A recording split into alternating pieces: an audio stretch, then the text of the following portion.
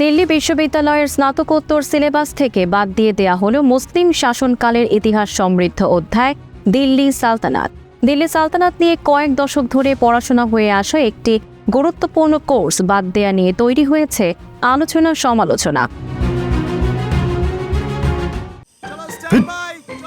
লাইফে কোনো কিছুর গ্যারান্টি নাই, তাই ইন্স্যুরেন্স করুন সিটি ব্যাংকে, কারণ ইন্স্যুরেন্স করলে সিটিতে সুরক্ষা পাবেন নিশ্চিন্তে।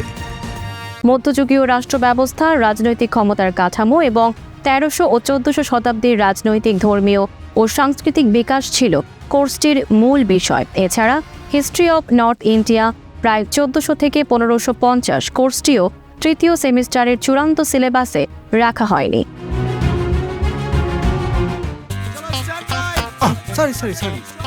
লাইফে কখন কি হয় গ্যারান্টি আছে, তাই ইন্স্যুরেন্স করুন সিটি ব্যাংকে, কারণ ইন্স্যুরেন্স করলে সিটিতে সুরক্ষা পাবেন নিশ্চিন্তে। শুধু মধ্যযুগ নয়, প্রস্তাবিত আরও কয়েকটি কোর্সও বাদ গেছে। এর মধ্যে রয়েছে প্রাচীন ভারতে নারী ও জেন্ডার, রাজনৈতিক কাঠামো এবং ধর্ম ও সমাজ নিয়ে পাঠ। দিল্লি বিশ্ববিদ্যালয়ের ইতিহাস বিভাগ তৃতীয় সেমিস্টারের জন্য মোট ৩৮টি ডিএসসি কোর্সের প্রস্তাব দেওয়া হয়েছিল, তবে চূড়ান্ত সিলেবাসে রাখা হয়েছে মাত্র ১৬টি, অর্থাৎ বাদ পড়েছে ২২টি কোর্স।